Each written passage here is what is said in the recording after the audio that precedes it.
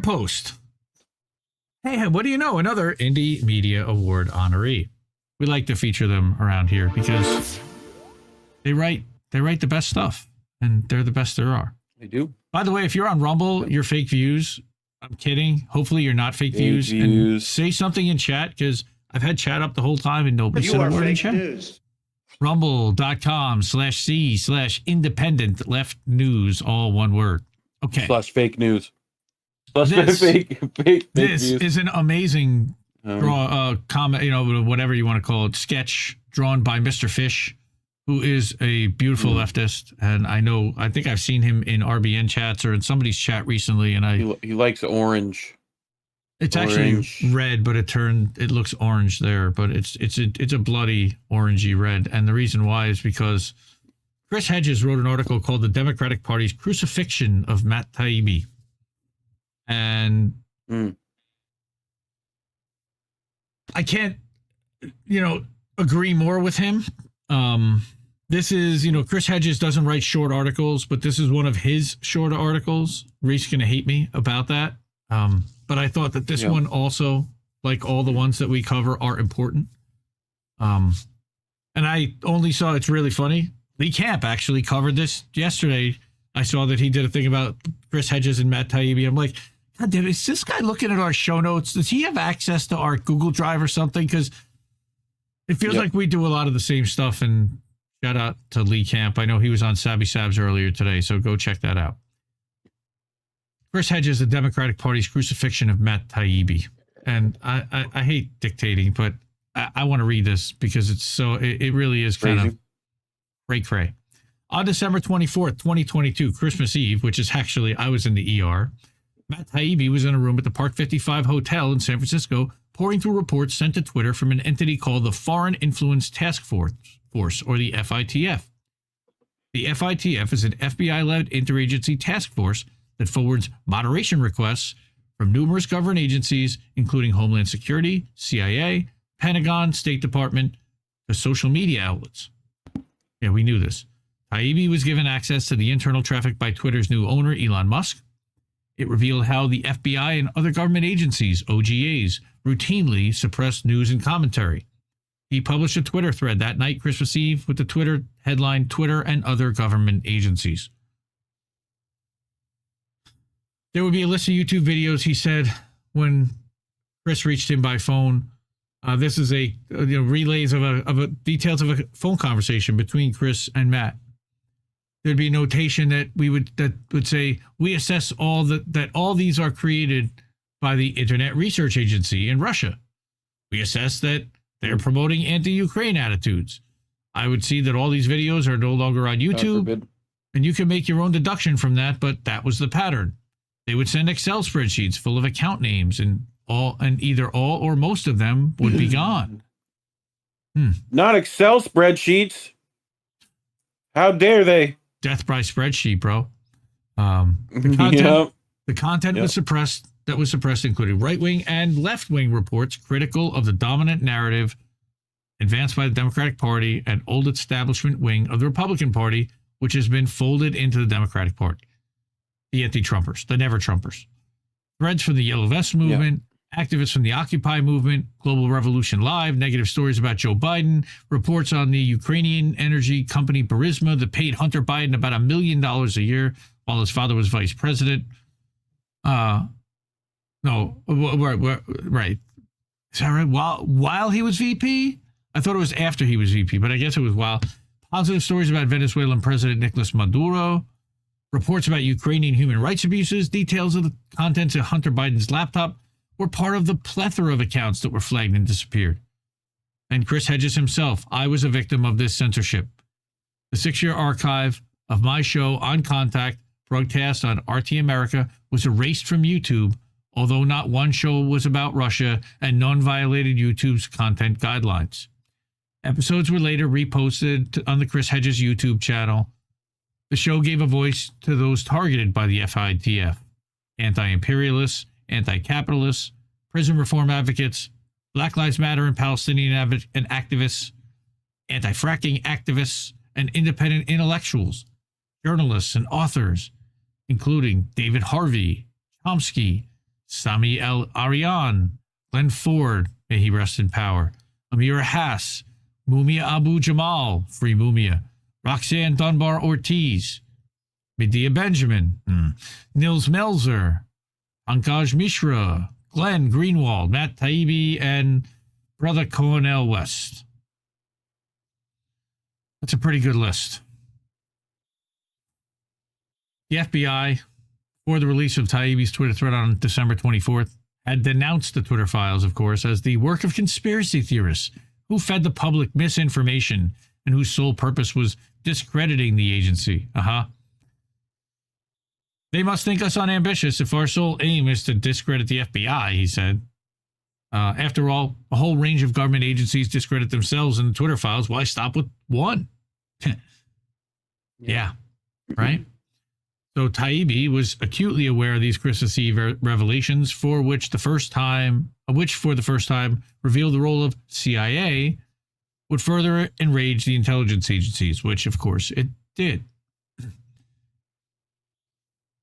Taibbi says that his understanding is the FITF has a staff of at least 80. It consists primarily of the FBI, but also includes people from DHS, Office of DNI.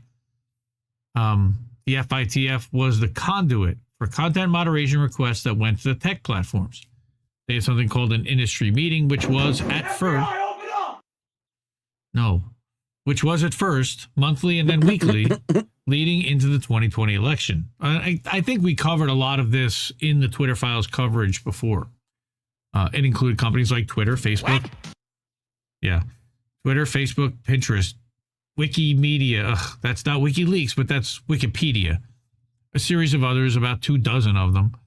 They would have a general briefing on trends, and individually, each of the companies were receiving notices.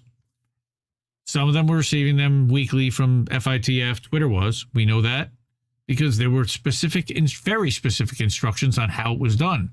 Requests that came from states went through the DHS. Requests that came from the federal government went through the FBI. They went through a program called Teleporter, and that's how we got those documents. I mean, they have this whole thing nailed. And then I didn't know that Matt Taibbi apparently lives in New Jersey. That's shout out to New Jersey. Chris Hedges and Matt Taibbi and Indy all live in New Jersey. In March, and Colin's mom and Big Mad Crab and Angel Rivera and a bunch of other people close to us. But in March, Matt Taibbi and Michael Schellenberger were called to testify, as we know, before the Select Subcommittee on Weaponization of the Federal Government. And it was really an ambush from the Democrats while the Republicans asked serious questions.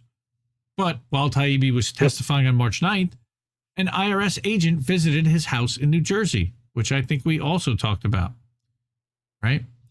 Taibbi discovered the IRS opened a case against him on the day that he published his Christmas Eve Twitter thread from a letter House Judiciary Chair Jim Jordan sent to IRS Commissioner Daniel Werfel inquiring about Taibbi's case. It was a Saturday. It was Christmas Eve. Taibbi didn't know taxes. The case is 4 years old. All this suggests that the FBI case was politically motivated and that the FBI was monitoring Taibbi. Again, I don't think there's any surprise there. Axel the Dissident, welcome to Rumble. Woohoo! One real person. Thank you. You are not fake views. All right. Fantastic. Thank you. So, and I will copy and You're paste welcome. your chat over to, this is what RBN did. So this was Axel the Dissident posted this over on the Rumbles, whoever that is. But thank you, Axel, and good to see you over there. So, quote, Matt Taibbi deduced that there's probably little doubt that they were at least closely following all the Twitter Files reporters, but probably they were monitoring in other ways too. One of the reasons I agreed to testify before the Weaponization of Government Committee, and I got a lot of grief from old lefty friends. I don't know what old lefty friends those were, unless they're kind of Democrats, who were upset that I was appearing before a Republican-led committee. Of course, because they're still playing into the red-blue instead of everybody's in it for the green. Was that the other mainstream news reporters weren't picking up a lot of these stories that I thought really needed some attention. I needed other reporters to do some work on this, and my thinking was if I testified in Washington, it might get some more attention, not just nationally, but maybe globally. And of course, Taibbi ran into a buzzsaw of orchestrated character assassination. Democratic members of the committee rarely let him speak. They delivered vicious and insulting diatribes. He puts up a clip of Debbie Wasserman Schultz, one of the worst humans that exists, along with Sam Cedar and other hosts of the Minority Report, attacking Taibbi. Okay, I'm not going to play any of that nonsense. They don't deserve our airtime or any of our space. He says, I expected there to be hostility in the questioning, but what happened in that hearing was amazing, even to be involved with as a spectator. And I think he basically told Sabby Sabs the same thing. Rather than engage with the material of the Twitter files reporting on any level, even negatively, it was pure character assassination. The ranking member called us a direct threat to the people who oppose us. We were so-called journalists. We were the lapdogs and scribes of Elon Musk. We didn't believe in Russian interference. We didn't respect authority. I had tinfoil hat. I had a tinfoil hat I was told to take off by one member. It was one member after the other, creating clips of video that were replayed on MSNBC, MSDHS, and CNN later that night. That was how people got the news about that hearing. Yes. We grew up in an atmosphere where the Democrats were always the champions of free speech. Yes, they used to be. More so than the Republicans through the 70s, 80s, 90s, even the early 2000s. Suddenly on this issue, it was wall-to-wall hostility. There wasn't a Dennis Kucinich or Bernie Sanders type. Bernie Sanders type who stands out from the crowd. Because guess what? Bernie Sanders certainly didn't stand out from the crowd either. There are no dissenters in the ranks of this party anymore. Now, Bernie Sanders isn't in the House. He couldn't do anything to stand up in the committee, but he certainly could have stood up and defended Matt Taibbi at any point. Has that man opened his mouth? All the Bernie cucks still out there? No, they think Matt Taibbi's working for Putin, which is hilarious. Putin. But Matt continues that the old school ACLU-like liberals, they're just gone now. Well, that's kind of us. We're independent now. Yeah. There's this new movement that doesn't really believe in countering bad speech with better speech. They believe in closing it off and shutting it down. That's what the Twitter files were about. That's why there was so much hostility. Taibbi was informed that there were problems with his 2018 tax return. The IRS said it had sent him letters about the issue. The IRS. Right, that he filed with. Now, if you file through an accountant and you have that, they send something to your accountant. So his accountant didn't get anything. He certainly didn't get anything. Which, side note, I love how Biden is now using the IRS, like all the new members of the IRS, as saying he made more government jobs. Right? Like 87,000 IRS agents. Right.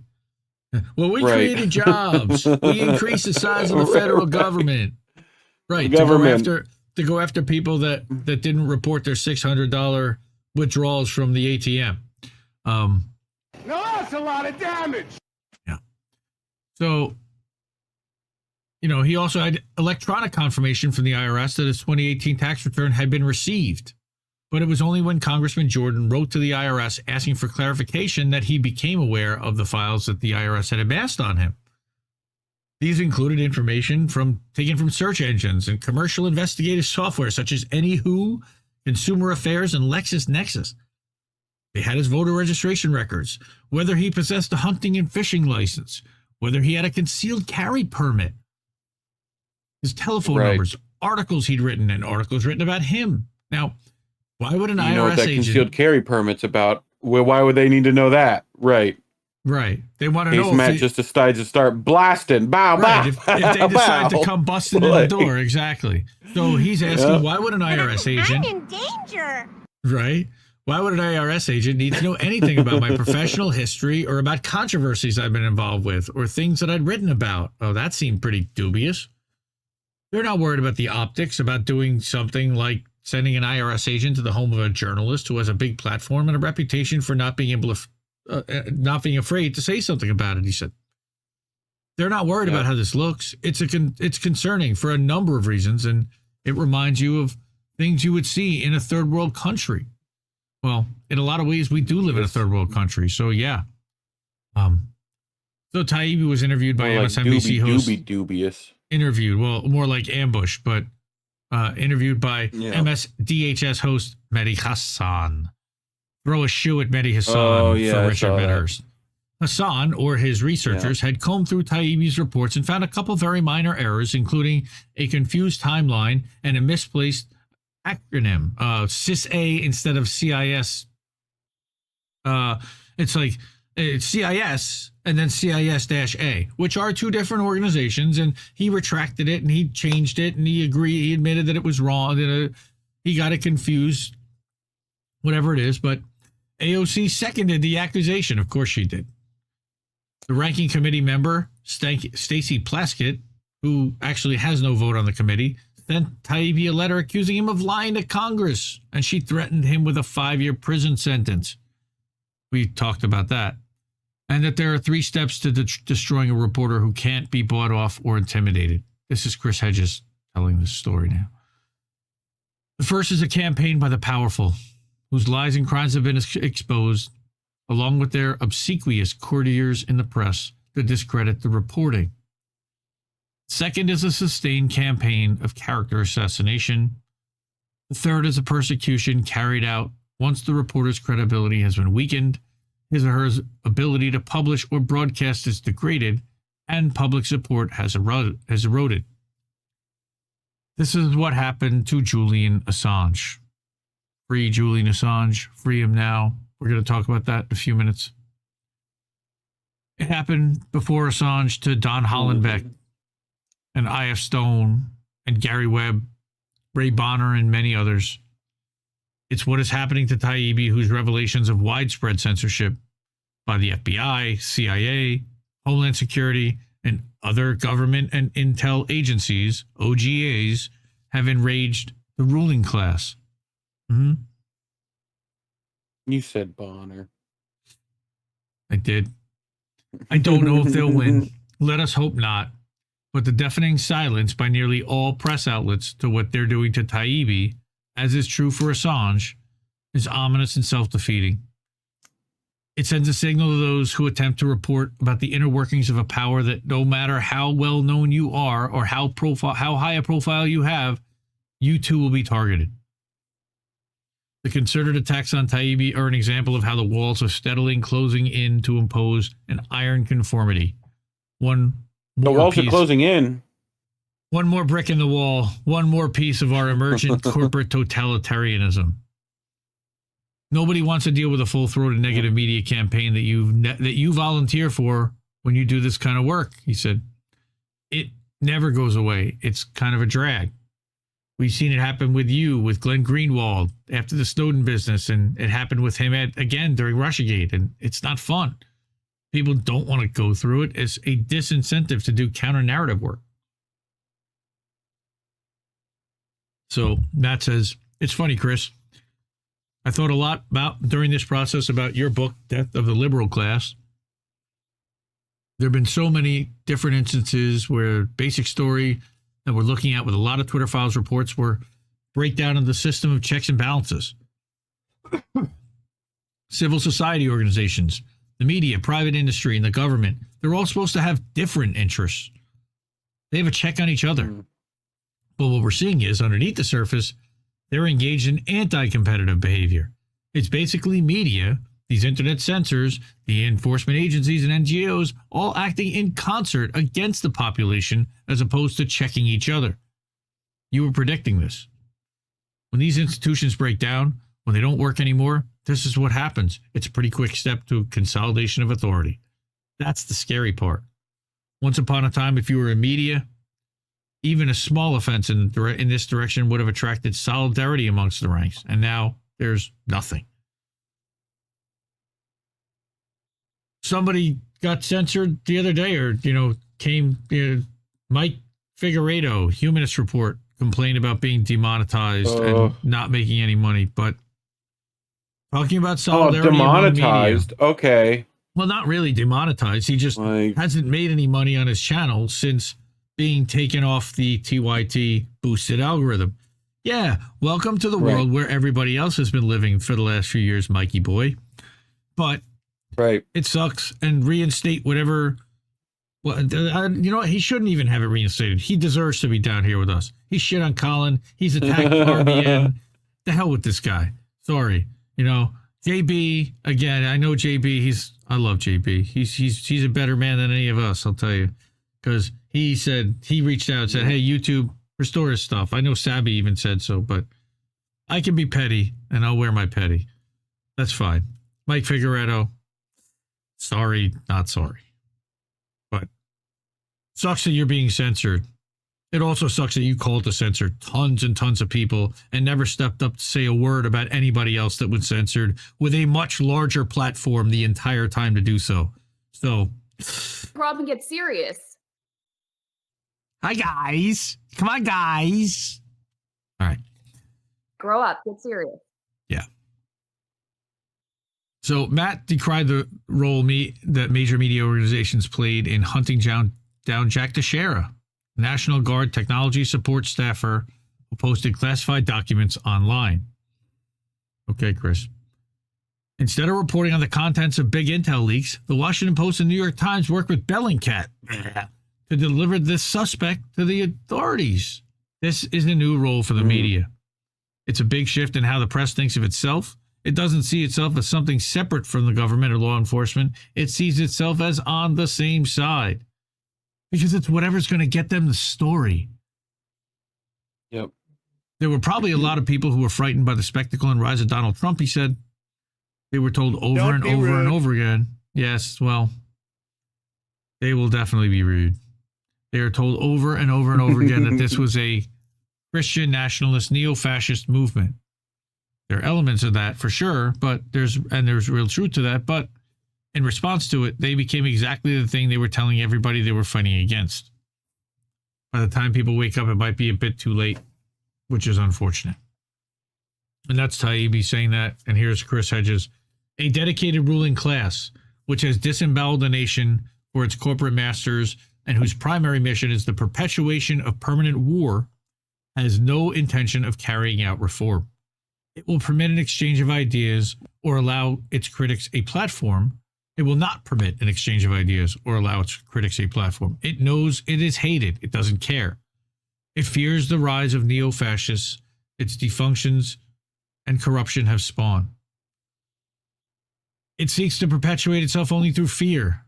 Fear of what will replace it. Oh my God, have you seen the other guy? That's basically the Democrats' campaign. That is all it has to offer to a demoralized citizenry. Constitutional guarantees of free speech and the right to privacy are noisome impediments to its tenuous grip on power. These constitutional rights have effectively been abolished. What the Twitter files revealed is that massive government blacklists and the craven acquiescence of media platforms to marginalize and ban individuals and groups on these blacklists. Taibbi, not surprisingly, is also being targeted by the totalitarian machine that he exposed. So keep fighting the government, folks, because they're only going to seek to destroy you as you do so. There's the incentive to do watchdog journalism. Yeah. I fucking hate it here, guys. Tara made the right move. Thank you, Misty. So, I'd love to at You're some thankful point. today. I would. Yeah, I'm thankful every day, but I would love to at some point have a conversation with Matt. That'd be really fascinating. Big fan of his work for many, many years. Yeah, seriously.